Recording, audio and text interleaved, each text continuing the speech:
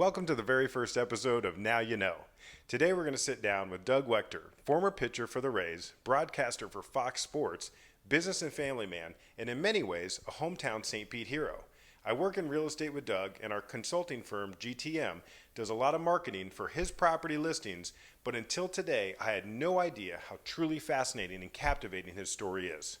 As a blue-chip quarterback prospect in the 90s, Doug received offers from virtually every Division I football program in the country and was drafted for baseball by the Rays in the same year, all while attending Northeast High School right here in St. Petersburg.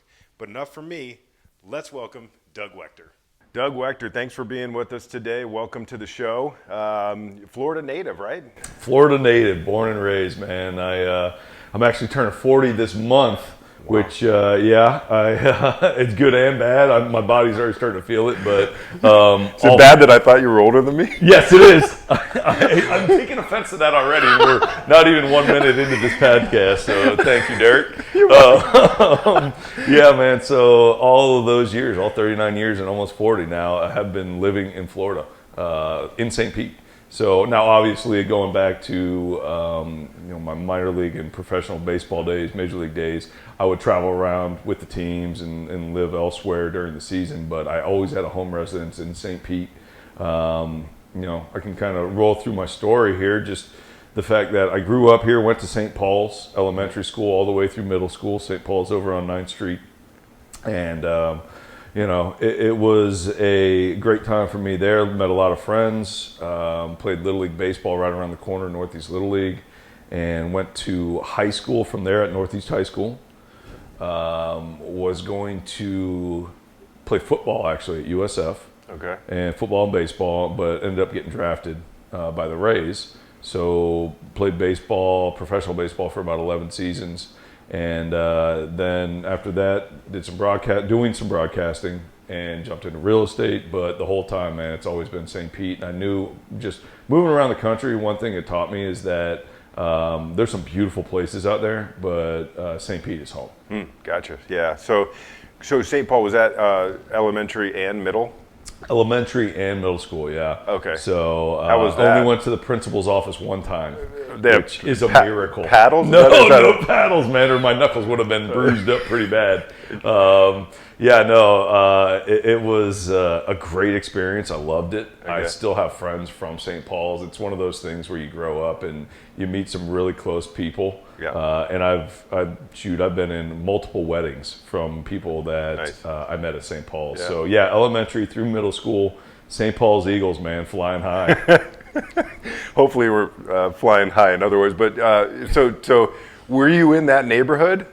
No, I grew up close to Patrician Point, essentially, which is a canal. I would say behind St. Rayfield. So people who don't know maybe St. Pete, if you're thinking of major landmarks in St. Pete, it'd be about 10 minutes north of Tropicana Field in downtown St. Pete. Okay. Right. So you're kind of on your way up to Tampa in a canal, coastal canal, right? I would say halfway in between downtown and your bridge to Tampa.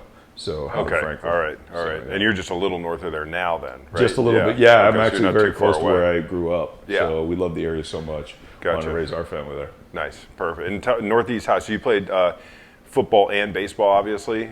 Football and baseball, a little bit of basketball. First couple of years, got into football all 4 seasons. I think I was actually better at football than I was at baseball in high school. Yeah. Yeah, we had a really good run. We went undefeated from my sophomore to senior seasons.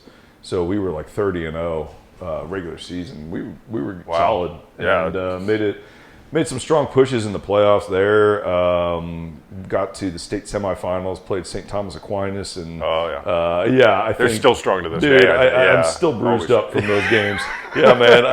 It was that, and the equipment I was using might have been 20 years old at the time I was using it. So, Northeast was a little behind in there. It's not exactly the equipment they had these days. We're not talking concussions back then. Yeah. I was seeing stars after every hit. Yeah. But yeah, it was a good time playing football, and then obviously I played baseball as well. And the baseball wound up being the track that I wanted to go down. Gotcha. Yeah, I know St. Thomas is still a contender to this day. I mean, I know that Venice High, I think that they played them last year, and I think they was in the final. I mean, they just always have a strong team. Yeah. And obviously basketball, that was probably maybe a little natural to you. I mean, you're a pretty tall guy. It was a lot of fun. 6'5"? Yeah, I'm 6'4", 6'5" with these shoes on. Okay. You know, I got my kicks on that have heels. And 6'7" when you've got your stilettos. 6'7" when I got my stilettos or my cowboy boots. Yeah, man, those are special occasions though. Those only come out on the weekends. So yeah, no, it was one of those things that I loved playing basketball when I was really young, and growing up I always played basketball. And so I broke into high school and wanted to play. I played all 3 sports, you know, my freshman and sophomore year, which I thought it was great playing multiple sports. I know a lot of kids nowadays play one sport year round, and they start that very young. Yep. To me, I'd rather see kids play multiple sports. Yeah. Because, you know, even if you want to focus in on, say, baseball, I still think the skills you learn in either football or basketball translate over. Understood. And so it helps develop in multiple ways, but I always loved doing it. Yeah. And so I played the first 2 years, and then I figured, you know, I started getting recruited by colleges after my sophomore year, so I wanted to focus in on those sports that I could probably go to the next level with. Gotcha. Yeah, I was fortunate. I went to Tom Howard Academy, which is a private school, but very, very small. And so I had to play all 4 sports. I had to play soccer, baseball, basketball, and tennis. And it was funny because I was the only one who could pitch. Yeah. And so we would postpone games so that, because you know you had to have a kid rest a certain amount of time, so we'd postpone games like 2 days so that I could pitch again. So you were the closer, man. You come in, you're the dude, you're the guy that they needed. Yeah, I don't know. To have. You know, but what's funny is that I actually, you know, I went and played tennis in college, but I also got a scholarship. I think it was to Goucher State University for basketball. Very nice. So it was cool. It was called Derrick Ball when I played basketball. Because when they went down the court, they were supposed to just give it to me. So I ended up being... That's what the playbook had? You guys had 1 page on your playbook. Derrick, yes. Give it to Derrick. Which, for my ego, was awesome, man. I was top 5 in scoring in the county, 3-pointers, and free throws. Yeah, which that helps awesome. when you shoot up 100 shots a game. Exactly. Nice one. So what position do you play in football? I played quarterback and defensive end. Of course you did. Yeah. Well, that's with the arm. I mean... Yeah. So I was going to... I never actually played quarterback before my sophomore year. And so the football coach knew I was a baseball player, saw me on the mound, saw me playing baseball. He's like, hey, I'm going to put you in a quarterback. Sure. And we're just going to teach you how to throw a football and teach you, you know, how to throw it correctly to routes. Really? And, yeah. And so sophomore year. Between my freshman and sophomore year, he really forced me to pick up the ball. He'd seen your arm. Yep. And so before that, I never had interest in it. I always loved to be the guy, you know, on defense, just smoking people. Really? And yeah. You just want to hit people. Dude, that's why you put pads on, man. I put 12 pounds of pads on, not so I can get hit, and so I can punish somebody else.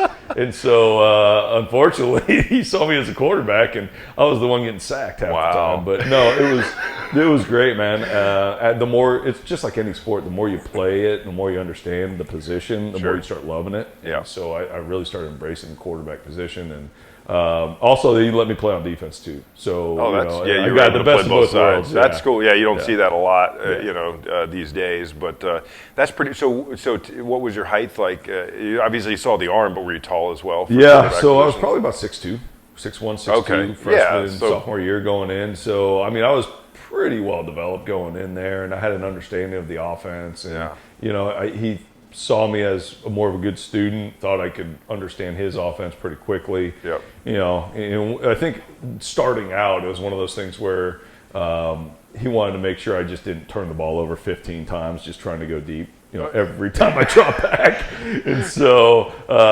so basically that is, that's the reason. I think he just wanted me to start handing the ball off, and on 3rd and long, I could pass it. Gotcha. And so, so that's what happened, and wound up being pretty good, man. Led me down the path of playing quarterback. It was fun. So funny, though, because most kids, you know, the dream of being a football player is usually to be the quarterback. Right. And so that just wasn't the case with you. And then you ended up being the quarterback. Not at all. Yeah, I ended up being the quarterback because I was forced into the position. And then I started loving it. Yeah. And so then baseball, that you were already playing baseball at what age? Who got you into that? Yeah, I was playing baseball probably, all the way through T-ball. Okay. And it was, you know, every spring you'd play baseball, every fall you'd play football, and then you play basketball whenever you can. You know, jump into basketball as well. Sure. And so it was year round I was doing something. Yeah. And so it just went all the way through high school the same way. Okay. And so the good thing was all my high school coaches kind of worked together, and they understood that, hey, look, these kids are playing multiple sports. Yep. You know, he might not be at this type of conditioning practice because he's over playing football or vice versa. So Yep. all the coaches really worked out well together, and that helped me, you know, play all sports. Nice. Yeah. That's awesome. And so yeah, playing baseball all the way through. And then tell me about your high school career in baseball. Yeah, it was good. Well, it was good toward the end of my senior year. Okay. It's funny, I was always a outfielder and first baseman, and I pitched, you know, sparingly. And one of the main reasons, I always had a really good arm, but I could never even come close to throwing a strike, right? And so I don't know if you've ever seen the movie Bull Durham, but Luke Lelouch on the mound when he hits the mascot with a fastball. I mean, that's pretty much how I was the first 3 years of my high school pitching career. And then I'd go out there. I'd let it fly. You know, I would just let it rip. I was throwing 92, 93 miles an hour, touching 92, 93 miles an hour, you know, my junior year. Going into my senior year. Yeah. And so, you're throwing I had a strong arm, but man, I might as well close my eyes half the time and just let that thing fly. And, how many people did you beam? dude, the count is enormous. On purpose or mistakenly? I need to know that answer because I got a few under both of my belts there. But yeah, it was one of those things where I remember going into my senior year, I was scouted, and it was the first time I was scouted by Major League Scouts and from college scouts, and scouted heavily. I was ranked as, you know, top whatever it was, top 100, top 50 high school players in the nation, right? Wow. And so it was after a couple showcases, you know, the velocity and everything kind of showed up, and that's when I started getting scouted and recognized. So the first preseason tournament in my senior year, I went out there and I was going to pitch, and there was all 30 teams represented from a scouting standpoint. In the major leagues, there was all 30 teams there behind the fence with radar guns, right? And then there was colleges there. And so remember, I never really pitched that much. Right. So I go out there and, you know, I'm warming up and I'm like, man, this is kind of nerve-wracking, you know, for an 18-year-old. And I go to the mound. Man, I might have lasted, I think, 1 1/3 innings. Okay. I walked like 7 people. I dotted a couple guys, you know, giving up runs all over the place. And after that, I was like, man, my career is over. You know, I mean, you know, all 30 teams just saw me absolutely fall on my face, you know, first outing. Into the season. And so, you know, I was pretty down on myself to start the senior year, but I kept with it. I knew that, you know, if I stayed focused, I'd be fine in the long run, and whatever happens is going to happen. And so throughout the year, I started getting better and better and better, and then by finally the end of the year, I was really peaking, really like on my A game, back to where I was, you know, going into, I guess, my junior year. Into that summer. And so I started throwing really well, and then I had scouts come back out and start watching me toward the end of the year, and that's when I started getting recognized again as one of the top, you know, options for high school pitchers. And after the June draft, the amateur draft, that's when the Rays picked me third round, first pick in the third round. That was 85th overall. Wow. So, tell me about that experience. It was crazy. Surreal. I mean, it was crazy because when you go out and you're a kid who is potentially getting drafted, all the scouts tell you the same thing. You know, first of all, they tell you what range and what draft round they think you're going to go in, and they tell you, like, okay, this is what they did for me. It was an example. Hey, Doug, we're looking at you in between the 2nd and like the 20th round. I'm like, oh, the 2nd and the 20th. Oh, okay. Could you be a little more vague? So I'm either going to be making a pretty good amount of money and probably, you know, foregoing college here, or being picked, you know, in the 20th round, and I have no idea if they're serious, you know, all that. And so you go into draft day, and back then you don't have, you know, Twitter and all this other stuff where you can follow the draft. Instead, you're sitting in your house waiting for a phone call, right? You have no other way to look to see who these guys are picking. And so I remember I went to Blockbuster. Dude, I told you I'm getting older, right? I went to Blockbuster the day before, and I picked out like 3 or 4 movies. I'm like, I'm just going to watch all these movies and power through these movies. And if I'm on my fourth movie and I haven't got a phone call, obviously it's not a good sign. Right. Hopefully I'm getting a phone call within the first movie, but I wanted to stay in the house. So you're watching Bull Durham Major League. Bull Durham Major League. Well, no, I was pretty much watching Naked Gun, Caddyshack. There you go. Yeah, but it's on the same level. That's why. Yeah. So I remember halfway through the first movie, I get a call, and my mom's like, "Hey, the Tampa Bay Rays are calling." Yeah. I was like, "Okay." I pick up the phone. Kevin Elfring was the scout. The scouts always make the call. Your scout always makes the call. And so he called me up and he's like, "Hey, Doug, just wanted to let you know, congratulations. I'd just like to be a Devil Ray." I was like, back then it was Devil Rays. Yeah. I was like, "Dude, this is awesome." I was freaking out. And, my parents were like, "Hey, we haven't negotiated anything yet. You don't want to just tell them you're excited, politely thank them, hang up before you go crazy." Smart. Yeah. So you're 18 at this time? I was 18. Oh my gosh. It was unbelievable. Not a lot of people have that experience. I didn't know that you didn't, do college. You just got drafted straight to baseball, the you can Rays. jump from high school to the professional level. I would say baseball is probably the number one sport that does that. After that, I don't know if there's any other sports that do that except hockey, maybe, because I know basketball, you got to go to at least 1 year. Right now, they're making them go, too. Yeah. So right after I got drafted, I signed a couple weeks later. When I was signing, the Devil Rays had me go and throw out the first pitch of the stadium, right? And so it was a really cool honor, back then it was like meeting Jose Canseco and all these other guys. Wow. It was really cool. That's really, it's awesome. And so I go out there and I sign the contract and I go out to throw the first pitch. And so I'm walking. Did walking you hit the mascot? The mascot. Well, yeah. So I was walking out and throwing out the first pitch. I was like, "This is so cool. This is awesome." And to me, I was like, "I'm not going to go to the front of the mound. I'm a pitcher, man. I'm going to get on the mound and throw this thing 60 feet 6 inches. I'm not going to lob it." And so I get on the mound, and remember, I'm 18 years old and out a lot of command here, right? Yeah. And so I get on the mound, man. I get a leg kick going. I throw that thing as hard as I can, right? And the pitcher who was catching me, right? First pitches, you never really have a catcher go out there. So somebody from the dugout goes out there and catches you. This guy was Ryan Roop. He was one of the pitchers for the Rays. I go out there. I let this thing fly. I throw it about 4 feet to his left, right? Bounce it, all right? And the mascot, like you said, Raymond, was directly behind. I missed him by about an inch, right? And so I go out there, and before I threw the pitch, everybody was like, they announced my name. "Hey, Doug Waechter, native, local kid getting drafted by the Rays." Everybody's going crazy. Of course. They're like, "Yeah, Doug, this is great. So cool to see." Waechter, I bounced that ball. 2 seconds later, they're like, "Boo! No. Who is this guy? This guy sucks." Stop. Did they boo you? It was hilarious, man. That was my first introduction. That was my first pitch at Tropicana Field. That is awesome. Yeah, man, it was great. So I walk off the mound like, "Okay, I got to get my mechanics together before I get back up here." But yeah, what did you walk off just like? I was laughing. I mean, Okay. people were booing, but it wasn't like They weren't. They were like, "What happened, man? We wasted a third-round pick on this guy."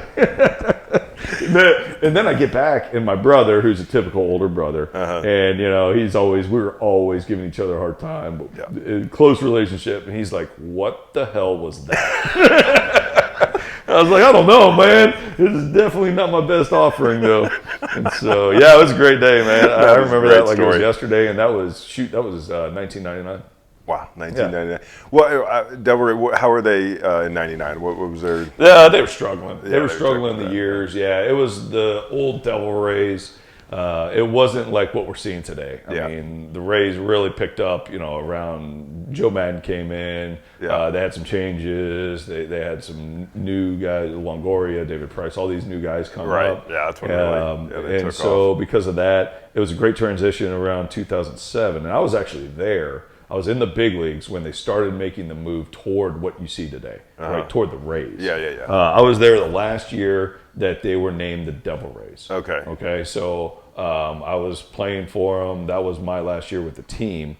Joe Madden had just come over. My previous manager was Lou Piniella. Okay. Right. So 2 drastic changes right there. Yeah, huge. But legend. It was awesome. I mean, look, they're both legendary. Yeah, they legendary managers with different styles. Yeah. Right. One will throw the base over the dugout if he doesn't get the call right. The other one will he'll get fired up. Joe will get fired up too, but he'll keep the bases planted in the ground, and he'll just let the umpire have it a little bit more verbally. Exactly. Yeah. But both of them were great. Yeah. Doug, talk to me about like your first big league experience. Right. Oh man, it was crazy. You get called up, and dude. It's a dream come true, right? So remember, I've been playing baseball ever since T-ball, all the way up, and every kid is like, what's the first thing they're going to say when you ask them what they want to do for a living? Oh, I'm just going to play Major League Baseball, right? Or Major League. My nephew is saying that right now. Right, my son's saying that right now. Yeah. And I'm like, okay, the odds might be a little bit against you. They're against everybody. Yeah. So the reality of getting there is very hard. It's very difficult. And so, when I got the call to go up, I remember it was, you start tearing up automatically. You're like, oh my God, I made it to the major leagues. Yeah. And no matter what happened for the rest of my baseball career, I could always say that, I made it to the big leagues, even one pitch in the big leagues. That was what going through my head. I was like, man, I accomplished my childhood dream. So awesome feeling once you get called up, telling your mom, telling your family what's happening, all this other stuff. But then you put on top of that you're being called up by your hometown team. Yeah. Right? So I went to the first game ever at Tropicana Field. Right? I was sitting in the stands, and I remember the first pitch ever for the franchise. And then a few years later, I'm getting called up to go pitch in that same stadium in front of everybody I know, in front of my hometown. I mean, it was amazing. It was like a fairy tale. And so, I get called up. I meet the team. We fly out to Seattle. And my first game, I'd always started for the Rays in the minor leagues. I was starting pitcher. Okay. And they brought me up. They were going to put me in the bullpen to break me into the big leagues. And so I go there. I'm in Seattle, and I'm in the bullpen. I don't get in the first day, but the second day, as I'm down there, right? I had a good feeling I was going to get in that day just because certain pitchers were going. He probably wouldn't go that long. And so every time the phone rang, my heart was thumping out of my chest. Of course. Right? You know what? Yeah. Like that scene from The Grinch where it's, the heart's like you can see it pounding through the shirt. That's how my heart was. That's how my blood pressure and, everything was just skyrocket high. And so the phone rings. I remember the bullpen coach pointed at me and said, Waechter, start, get it going. And, dude, I was warm in 2 pitches because I threw him 100 miles an hour. I was like, boom, boom, let's go. I'm ready. And so I remember made the catcher fall over. Oh, man, I remember warming up, and it was so exciting. There's so much adrenaline, everything else. It's kind of like you're floating, right? It's almost a surreal type of feeling. Warmed up, and they ended up calling me into the game. So in the bullpen in Seattle, you go down these steps, and the doors open, okay? There's big, huge outfield doors, and they swing open. As soon as they swing open, you see the entire stadium. And in Seattle, it's gorgeous, man, gorgeous stadium. And it opened up to 45,000 people. Wow. And it was me walking out onto a field with 45,000 people. And, I'm 20, I think I was 23 at the time. Never pitched in front of more than like 8,000. The wild thing come on at that point? Yeah, it should have. I should have put the glasses on and everything. But I'm telling you, man, during that moment, you still it's a picture in my mind. I can remember what Seattle looked like and all these people. You're like, okay, here we go. It's time to roll. Yep. And so I go jogging out to the mound, and I get there, and I remember it was special, man.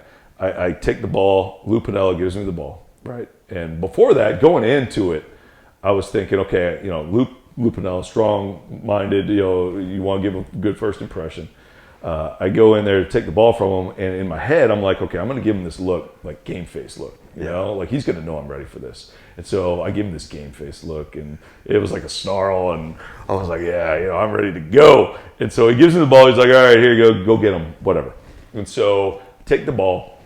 Get on the mound. First guy I faced was Edgar Martinez, Hall of Fame hitter. Gotcha. Wound up striking him out on a full count fastball up in the zone. Right? Wow. Struck him out. Ended up pitching a couple innings that game. Got the win.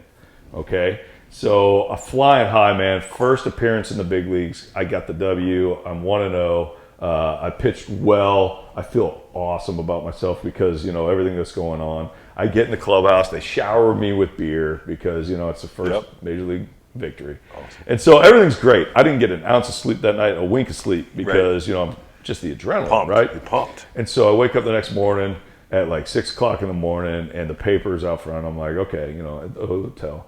I grab the paper. I'm like, I'm going to see what they wrote about and see. It's got to be positive, right? So I'll go ahead and read it. And so I'm reading it.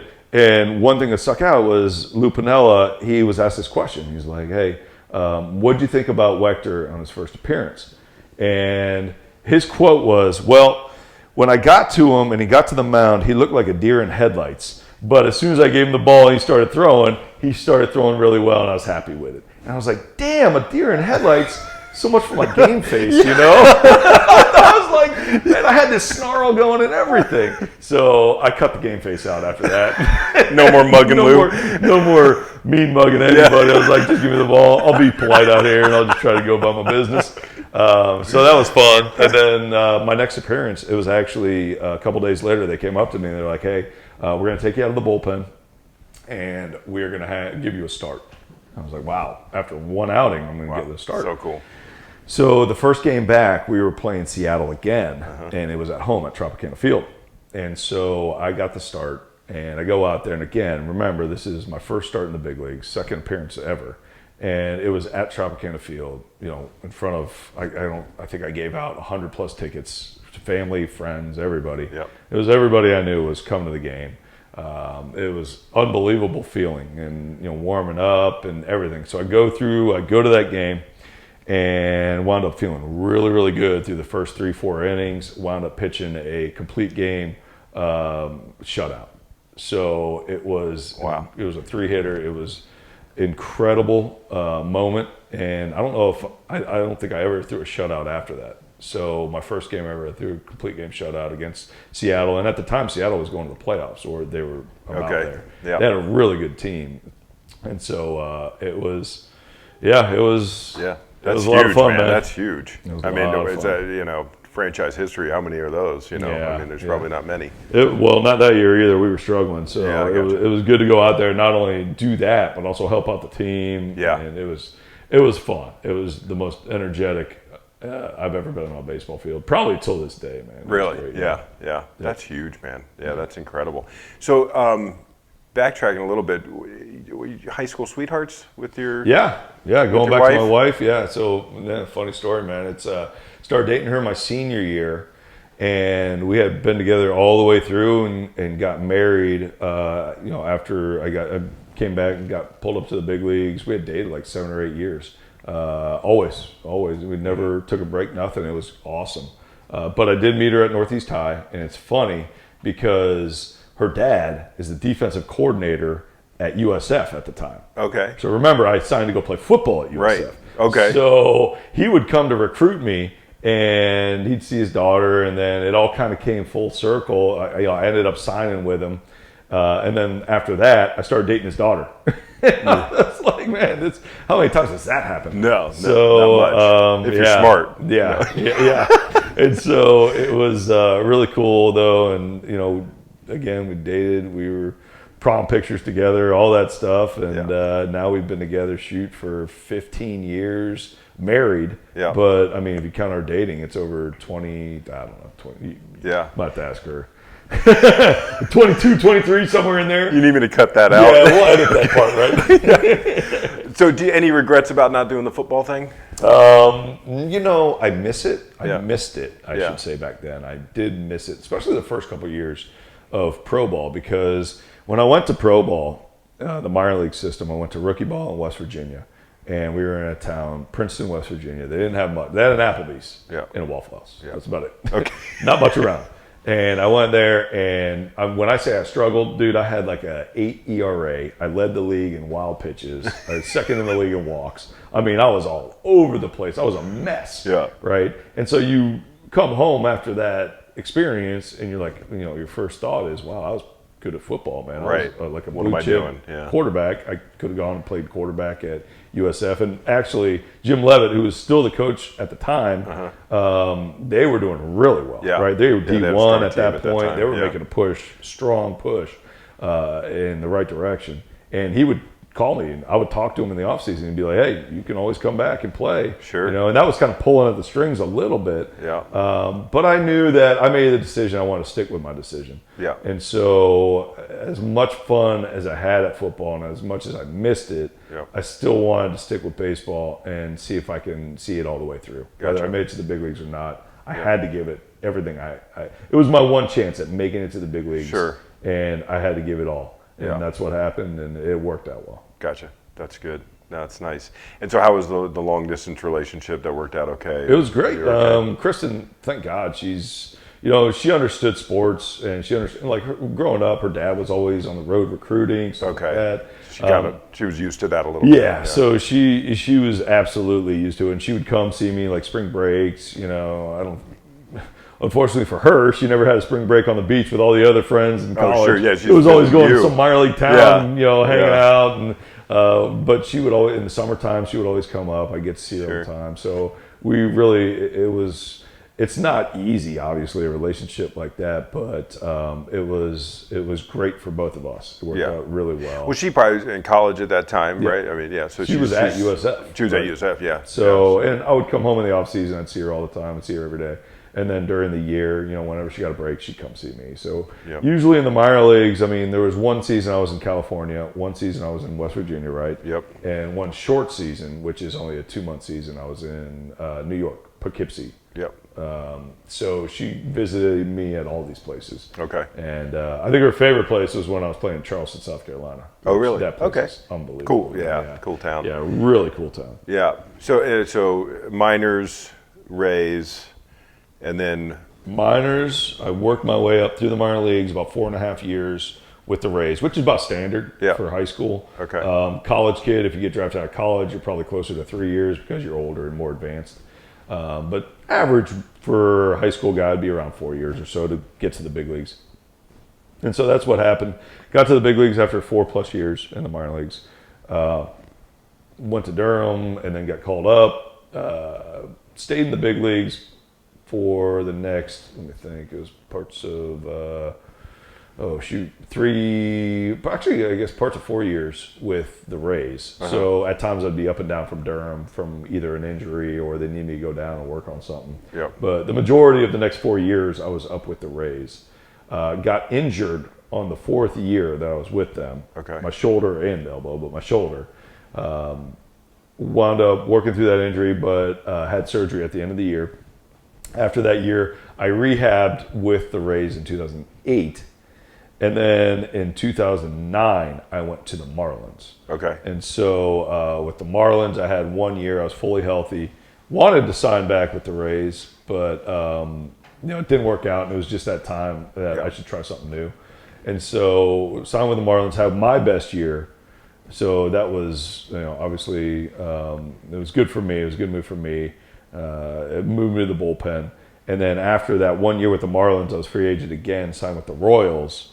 Okay. Pitched with the Royals, Kansas City, got hurt, and unfortunately didn't pitch much with them.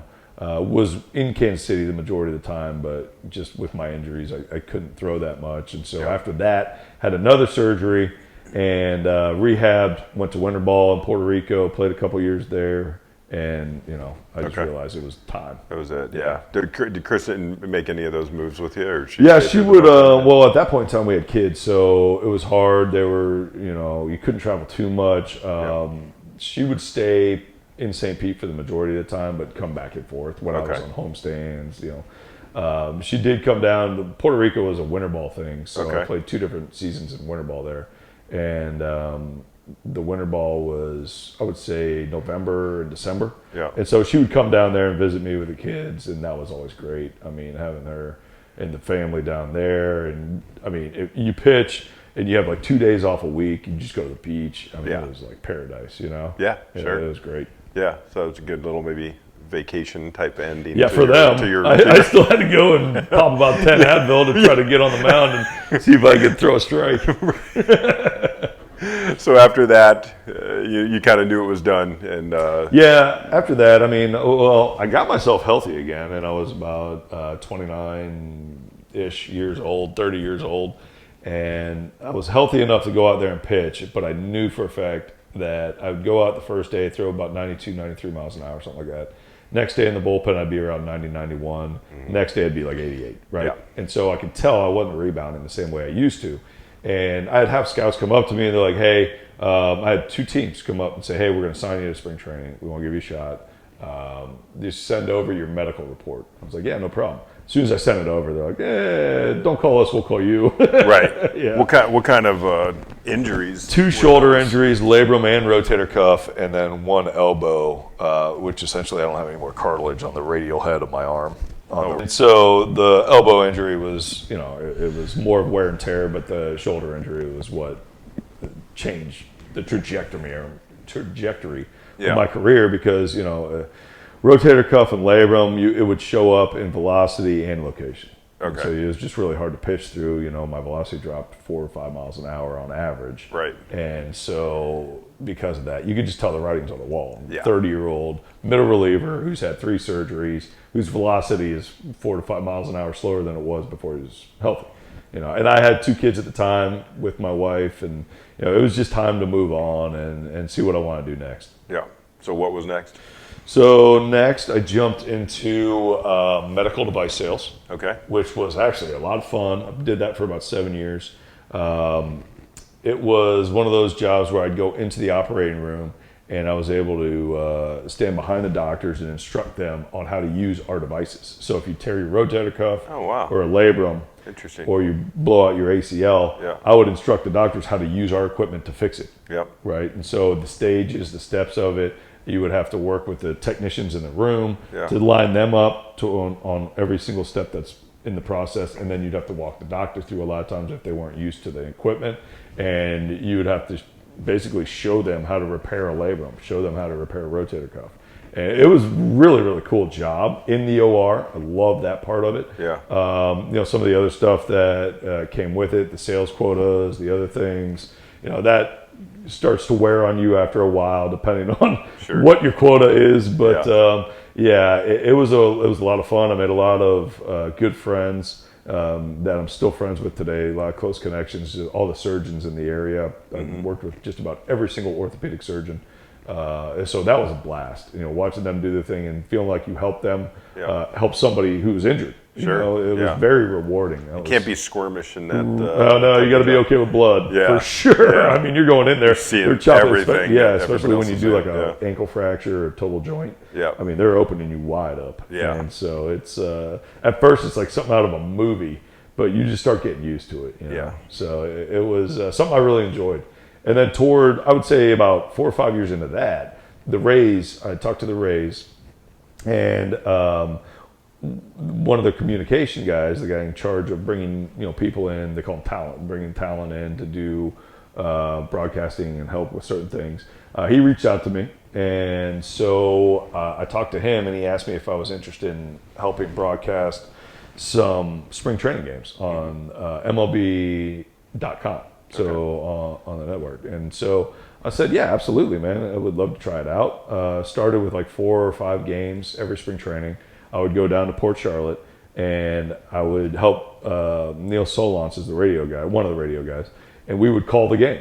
And I just loved it. It was so much fun. It was kind of bringing me back to the baseball roots and everything that, with medical device sales, like I had to study it to understand it and really get to know it. With baseball, it was in my blood, like that's what I did. I got a master's in the sport, right? So it was even though I had a few years off of playing, it was like, second nature to talk about baseball. Sure. And so did that for like 3 years. And then after about 3 years of doing that, the same guy, Larry McCabe, came up to me, asked if I'd be interested in, Fox was looking for somebody to add to their pre and post game show. An analyst. Okay. And he asked if I had any interest in being on TV. I was like, yeah, I'd never worn makeup before, but we can try it out, why not? Let's give it a swing. So with the stilettos, you never did. No, well, I'm behind a desk anyway, so you wouldn't know. Okay. But yeah, so they asked me to meet the guy at Fox, the guy in charge of bringing people in. And so I met him, good first meeting. They flew me down to Fort Lauderdale, our studio, or the Fox studio down there.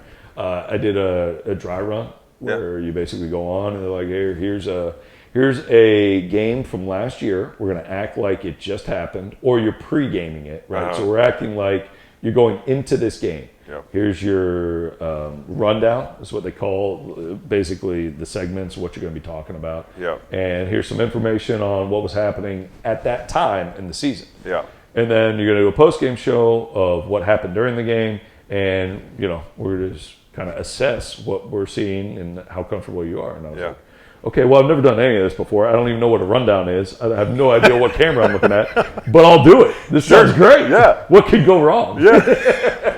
And so I get down there, and it was just so much fun for me to do it. I felt so comfortable. I just felt like it was one of those that was just second nature to you, right? And I just enjoyed the hell out of it. And they were on. I was on for.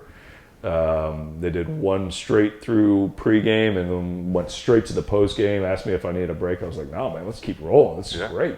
And so rolled through the postgame, and then like a week later, they're like, "Hey, we want to come meet you." Like the guy who I met initially, and his, well, not really his assistant, the guy.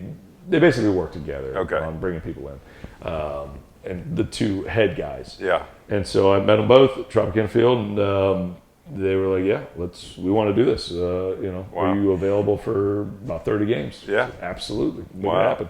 Talk to me about excitement of going to the big leagues and excitement of being on TV. Because my excitement would be the TV, maybe being a professional baseball player or professional ball player. But I mean, what was that for you? Totally different. The nerves are totally different. The excitement of it all is. I would say it's very similar to the excitement part, but when you go in there and you go into a major league setting and you're standing on the mound in front of 50,000 people live, and you have a ball in your hand, all the things that could go right and go wrong, right? Right. And I feel like I had to really teach myself how to become a pitcher, really work my skill level to get to the major leagues, and if I was going to be very critical of myself or just look back and tell you the truth about it, I would think I had to work a lot harder to get to the big leagues because it wasn't as natural to me. Yeah. Pitching wasn't as natural to me. Gotcha. Right? I really had to learn that skill of the art of pitching to get there. And I had to be on my A game every time. Now, when you switch over to TV, I feel like it's a little more second nature to me. I feel like it's very natural to me. Whether it's my personality or it's something that meshes well, and I just enjoy it so much. And not that I didn't enjoy the playing side of it, but with analyzing and being on TV, I just have a comfort factor there that in a game, it's tough to get comfortable when you're in the 8th inning and you're facing Manny Ramirez at Fenway Park. And you got two guys on in scoring position. You got to throw a slider on the outside corner. And if you miss by half an inch, that thing's a souvenir, right? And so, which happened to me. But if you screw up on TV, like, you don't want to screw up. But if you're yourself, it's okay. Yeah. Right? If it's live TV, everybody screws up. Well, getting to know you over the last year, I mean, you're a total natural at any of that. I mean, it's just incredible how it just rolls off your tongue. I was always watching you, be the analyst for Fox Sports for the Rays, just wondering what teleprompter you're reading off of. But as you said, I mean, it's just so natural for you, and to talk about baseball and you having the knowledge that you have about baseball, it just, like you said, it just comes off so natural for you. They obviously were good with scouting you for that job. It was fun, man. They brought me in, and it's been great. I got to say that the team they brought in too, the people around you helped make it very natural and help you become comfortable. They got a guy in Dwayne Stats and Brian Anderson. Both those guys are calling the in-game stuff. Dwayne's been there the entire time the franchise has been around. So he's like the voice of the Rays. Brian Anderson's one of the best, if not the best, color analyst in the game. And then we got Orestes Estrada, who played Major League Baseball and in the Japanese leagues, as another one of the analysts that works on the pre- and post-game show with me. And then Rich Hollenberg is our host, And I mean, all these guys, even our sideline reporter, who we interact with a little bit, but not as much with the other, like the host, like Trisha Whitaker. Everybody in the whole team does such a good job of keeping it loose and having fun with it, but also making sure that you're knowledgeable about what you're talking about, and you're not just joking around the whole time. You want to mix in some information, and so I think there's just a great team chemistry between all of the analysts and all of the talent. What's one of the highest TV ratings, right? I mean, obviously. Yeah, they do really well. We're always top 10. Yeah. In ratings on just a major league level. So out of 30 teams, we're always usually top 10, if not one of the top slots. But ratings depend a lot on how good the team's doing too. Well, if the team's going to the World Series, our ratings are way up. It's not necessarily because I did a great demo in the pregame. Right. What I mean? I like to think that. So then you can feel better about when they're not doing well, because I know you disclosed to me before that when they're not, it's a bad game. It's like, where do you go? Think about what do you talk about? A midweek game on a Wednesday, you're playing Kansas City Royals, and both teams are way out of it. And it's 11 o'clock. Who the heck's watching that post-game show? I don't even think my mom's watching that post-game show. But if there's games that go on, and it's a tight series, Red Sox Yankees games, I mean, people stay up. I get calls the next day and post-game shows that we do until midnight, 1 o'clock sometimes. And they're like, dude, that was so great, you broke it down. And I'm like, yeah, man, I'm glad you were watching. This is awesome. I love the support. So it's just a blast. I really lucked out. I got blessed by being able to cover the Rays and do what I'm doing there. Sure, absolutely. And obviously last year was an epic year, and you were able to go to the World Series. Tell me a little bit about that. It was an experience. I didn't know I was going until like 2 days before. They said nobody was, because COVID protocol, they couldn't. I remember that, because I talked to you right after that phone call. Yeah. I was excited. How excited were you? Oh my gosh, I was freaking out. Well, I was freaking out because I get to cover the World Series. That's why I was excited. Texas was, it was, look, I mean, not knowing you're going to go somewhere, and then 2 days later you're like, wait, what? I'm going to cover it? You're going to send me? This is awesome. You went down to so they had it, because it was in Fort Lauderdale, wasn't it? I was in studio. I was in the studio covering the championship series against the Houston Astros. And then, they went to Game 7. So in Game 6, they said, hey, if we go to the World Series, we're looking at sending you now. Wow. And I was like, oh my gosh, this is unbelievable. Because COVID protocol changed everything, right? I was going to say, usually they would send our sideline reporter, most likely, Trisha. And she would go, because she could do in-game, and she could do interviews, she could be in the clubhouse, like all that stuff, but you couldn't have anybody in the clubhouse. And so they just needed a presence there, and they wanted an analyst there to be able to kind of help break down certain things that I'm seeing on the field. And so they asked me to go, which was a great honor. It was a lot of fun covering the World Series. And the coolest part, I think, was the fact that they basically, the entire year, you didn't have fans, right? No fans. It was so weird watching baseball with no fans. But then you go in there, and the first time we see fans is in the World Series. And there's only 12,000 people there or something like that. But it was still, it was so exciting, not only because it was a World Series, but because you see live people entertained again, and you see just this atmosphere of professional sports the way it should be. And then you realize you're going after a title against the Dodgers, and they pushed it to 6 games. I mean, it was an incredible experience. So it was a lot of fun, man. I'm glad you were able to do that. That's cool. And then obviously along the way, you got into real estate somewhere. I did. 3 years ago, I got into real estate. Started with the Strickland Group. And it was just a great introduction into real estate. I was at the time doing Arthrex, the medical device sales, but I knew that the more I would do the broadcasting, the less I could really handle a strict, 7 a.m. to possibly 5 to 7 p.m. job like that, where you have to be physically in the operating room. You have to do a lot of things. You have to be present for. You can't use technology. It's a lot. You got to be available, right? It's almost like you're on call.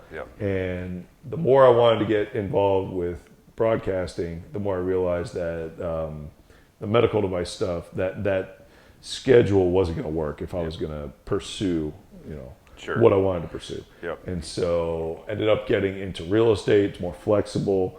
Obviously, it's one of those things where you kind of make your own schedule at times. You got to be available, obviously, but you can also, you don't have somebody on the operating table that you have to go and run and be in the OR for. Sure. So just a little bit different atmosphere, a little bit different culture, but being into it for 3 years now, going into my 4th year, I feel like I'm really learning a lot about it, learning the trends, learning all the ins and outs, and not just looking at numbers and saying, hey, look, this is what you can sell a house for. Yeah. Right. But actually understanding the market, understanding, if now's a good time to sell or buy, or if you should wait. I'm starting to understand when to tell clients, hey, you might not want to do that right now. Maybe waiting is a better thing for you. Sure. And which I think is smart, because you're guiding the people. You're being a real professional, other than just a salesperson. Exactly. I always, getting into it, I realized that a lot of people I work with, the majority of people I work with, at least in the past, have been close friends, family, people I met through baseball, guys on the team, coaches, all these people that I really care about. Yeah. And so I don't want to go out there and just sell something to make a commission. Because first of all, you want repeat business anyways. Absolutely. Secondly, these people I care about. Yeah. Like anybody I take on, I truly care about them, and I care about my reputation as well. And so if you come across, or if I came across as somebody who just wants to make a paycheck, then it's not the way I want to build a business. Ever. And so so far it's worked out really well that way, and being able to put that kind of passion and care into it. And I think that my clients understand that and kind of feel that way too. Yeah, that's good. And now moved on to Douglas Elliman, where you're part of the sports and entertainment division, obviously a national company with international ties that, really just an incredible company. And you being who you are, it really kind of fits the mold, I believe now. Yeah, the sports and entertainment, man. I mean, Douglas Elliman in general is just, they do so much business nationwide, worldwide. They do amazing things. And then they came out and they had this sports and entertainment division. I'm like, oh my gosh, this is right up my alley. I mean, how much better can it be? With my background and having a team like this in real estate, and somebody, some team that is really built for how I want to position my business. Right? I want to work with former athletes. I want to work with people with similar backgrounds, because I just mesh very well with them. It's just we understand each other. Talk each other's language. Right. We understand whether it's shoot. It doesn't have to be baseball. It could be any sport. It could be it could be entertainment. It could be broadcasting. I'm working with a broadcaster now, a national broadcaster who, he's an awesome guy. But when we talk, we can talk about our backgrounds, and it's just very relatable together. Yeah, very relatable. And it puts everybody at ease. He understands that I'm, out there caring for him. I understand his lifestyle, right? The travel, everything that goes into it. True. And so I can kind of help on that end, family-wise. I understand what the wives and the kids have to go through when, when the player is off playing or during a season or whatever it is. So I can just understand that lifestyle very easily, and I understand maybe how to steer a client on what I would think is best, but I always obviously let them make their own decisions. Of course, yeah. But yeah, your understanding of their lifestyle plays into being able to know if the family's staying behind, what they're going to need and their wants are, and that's great. It's huge. And then also, I mean, the connections that you make. I mean, real estate's a connection business and a relationship business. So obviously, you've got some great relationships. And what's really cool is that your hometown became this incredible city now. Which is really just growing by leaps and bounds with a ton of development. And so, people want to live here more than they did before. It's always been a great place, but now all the development from the Bay to the Gulf of Mexico is just exploding. And so, I mean, it becomes one of the best places on the West Coast to live, and maybe, now it's being nationally and internationally recognized. Yeah, it's crazy, the growth. And remember, I grew up here. We never went downtown. when I was a kid, even in high school. Oh yeah, we I'm never 40, even went downtown. 42 years here, and we never did either. Yeah, you just don't do it, right? Yeah. There's nothing downtown. There might have been one restaurant, maybe. Yeah, there was no reason. Yeah. And so I think Moss Brothers or something my mom came to down here or something. I think that's what it was. Yeah, exactly. So there's no reason to come down here. And then all of a sudden, you start getting, I guess the Sundial would be the first thing. Well, Baywalk, Bill Edwards did some good, and they started developing that. Yeah, or Baywalk, before. In the 90s were kind of cool. I did come down in the 90s. Right. Dan Marino's. Marino's was awesome. That was the place to be. Yep, and that kind of started everything and the growth down here. And then, now Beach Drive is lined with restaurants, bars. You got, I don't know how, we got a brand new pier. Yeah. Right? Yeah, $100 million pier. We're looking outside at Saltaire, the new 400 plus foot condominium luxury condos that they're putting up. One of the coolest things I think about St. Pete, though, is the fact that all the natural, the parks that are on the water. There's tons of green space. Yes, and they can never develop that. Yeah. So you're always, even if you don't say never, but we'll hope so, right? Yeah, you hope they will never develop that. But the coolest thing is, you got all these buildings going up, high rises going up, but it's not gonna deter them from having this space, the green space right on the water, right? The parks and the pier and all these things that really bring people to St. Pete. Yep. And so, I love the way that the city's growing and the trajectory that it's on. Yeah. I don't think it'll ever get too big. I talked to some people who are like, man, it's growing so fast. I don't want it to get too big. I don't think it'll ever get there. I think it's going to be a unique city. It's always going to have its own charm, and it's just a great spot, man. It's something I call home. Yeah, no, it's cool. And then obviously being able to get to the beaches in 15, 20 minutes. Yeah, that helps. Yeah, which is incredible. It's incredible. The beaches are so close. I think I take for granted how close they are sometimes. I do too. I get into traffic and I'm like, golly, it's taking me 25 minutes to get to the beach. This is crazy. Yeah. You got other people driving hours just to get what we have right in our backyard. No, it's very, very true. Absolutely. Yeah, no, it's so true. We live in a great city. We live in a great county, and being on a peninsula, with water surrounding everywhere. People dream to live here, and obviously that's what they're starting to do. You've got a cool listing in Snell Isle now. Tell me about that, 300 Raphael. 300 Raphael, man. It is an awesome listing. Very, very cool. It's just doors down from the Vinoy Golf Club. This is a country club that is the only one really in downtown St. Pete that you can go to and you can be a member. It's very hard to get in to being a member right now. There's a little bit of a wait list right now. There's so popular. It is, yeah. Great spot if you like golf. This listing is literally, I think, 3-4 doors down from there. And, it's sitting on 3 lots, which is the most unique part about it, right? In Snell Isle and really in downtown, it's very, very difficult to find anything with basically over 0.2, 0.3 acres of lot size. Yeah. And this one's sitting on, I think, 0.63 or 0.65. Yeah. Right. And so you're 2-3 miles to downtown St. Pete. You're in walking distance, jogging distance to downtown. Yeah. And, you can ride a bike there, get a golf cart and just fly on over. But the house itself is gorgeous. It's got a beautiful saltwater pool with an enormous expansive backyard, like unbelievable for entertaining. You got sliding glass doors. I think it's 5 or 6 sliding glass doors leading out to that pool area. But then if you go back inside the house, in 2019, the owner totally renovated the kitchen into where it has this beautiful 9-foot island, quartz island. It's got brand new countertops. It's got appliances, these Wolf range Sub-Zero appliances. And it overlooks this open floor plan that's just been remodeled. Got a fireplace, natural gas.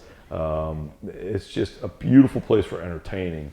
And dude, every time I do an open house or every time I go in there to show it, I always want to sit after the showing for a couple hours and just start, crack a beer and relax because it's so beautiful, man. It's one of those. Honestly, it's one of those listings that you love to show off, because it has so much to offer. So it was a listing that I was really excited to get. And I was fortunate for you to take me through it, and it's a gorgeous home. Yep. And thankfully you obviously doing marketing with it, and you're doing an unbelievable job. And that is one of those things where it's got so much to offer. Yeah. It's fun to work on the marketing with that. And it was easy on the eyes and easy on the video, if you will. Yeah, easy on the lens. Let's say that. It's real easy. And then you mentioned you get 2 kids, right? Yep. 13 son and daughter, 11-year-old. My 13-year-old is my son, Caden, and my 11-year-old is the daughter. And man, one thing I will say, that 2020 was a mess in so many different ways. We all know that. Tough. One positive thing that I got out of it is the amount of time I got to spend and bond with my kids. Yeah. Because usually, throughout the year, I'm running 1,000,000 miles an hour. Yeah. As a dad, you're working as hard as you can because that's what you think a dad should do. You got to provide. You got to do this. You got to do this. And then when you have time, let's spend some time with the kids. Yep. And man, I mean, COVID, 2020 just showed me that I have to slow down. I got to stop because I had no choice. You just basically had 2 months where it was like, oh my gosh, I got nothing going. Yeah. And that time, I spent more time with my kids on the boat and with Kristen, my wife. More time on the boat, more time just playing basketball with them, more time just taking them to the field and playing catch, like throwing batting practice to them. Sure. And it just showed me how I got to make sure that I'm making time for the kids and the family too. Because if you go out there and work your tail off and you earn all these things, whatever, but if you don't have your family to come back to, it's really, it just showed me how important it was to me. Hindsight 2020. Yeah. Pun intended. Yeah, exactly. So I mean, that's what I've been saying as far as that was concerned. Because it was a crazy year, but it's good that we were able to focus on the good things in life. Yeah, the real things that matter in life, which is awesome. Yeah, not to mention, I mean, every day it was tough not to crack a beer before 5 p.m. You got nothing going on, and you're like, oh my gosh, dude, I got to get out. Got to make it past. Yeah, do something stop past this 5. Quarantine so I can get out to real life because my liver's taking a beating right quarantine now. 20 or 30, right? Instead of the freshman. I just tell everybody I was carb loading for about 2 months. I just missed the race. What now? And you were doing some cool stuff with your daughter, wasn't it? On Bay News 9, was it?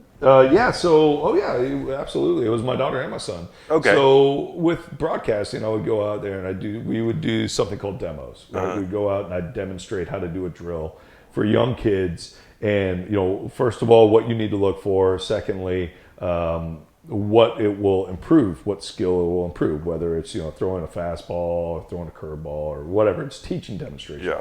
And so during our broadcast, we would do that. And then when quarantine hit and the season got pushed off, they were looking for stuff to fill their social media with. And I said, well, hey, look, I mean, I could do these demos at the park with my kids. I could film them on my phone, send them to you, and we can send them out. Yep. And they loved the idea of it. And so my wife would be the one behind the camera. Yep. She was the director. Yep. And then me and the kids would just go out there and we'd do a lesson or like a 1 minute quick hit video on how to throw whatever it was, whatever skill it was. And I'd do like 2 a week. And it was funny. By the first one, you could tell it was the first one. We're all trying to get through it, and it took us forever to really figure out how to do it correctly. And then by like the 4th or 5th one, my wife's behind the camera. She's like, "No, that was terrible. That's a bad take. You got to do that." Instantly became a producer. You weren't even looking at me. What are you doing? Look over here, idiot. No, she did a really good job with it. She was able to kind of show me or direct me where I needed to be. And then with the kids, they were patient with it at first, and then they started really understanding what we needed. And they loved it. They had a lot of fun with it. And then Bay News 9 actually came out, covered the fact that I was doing it. So we were on the news, as a family doing that too. So the kids loved it. It was a blast. Very good. Well, thank you for being our first guest on Now You Know. Yeah. Because now we know about Doug Waechter quite a bit more. So it's been a blessing to get to know you over the last year, and I thank you for coming here today. Absolutely, man. Let's do it again. Let's do it again soon. All right.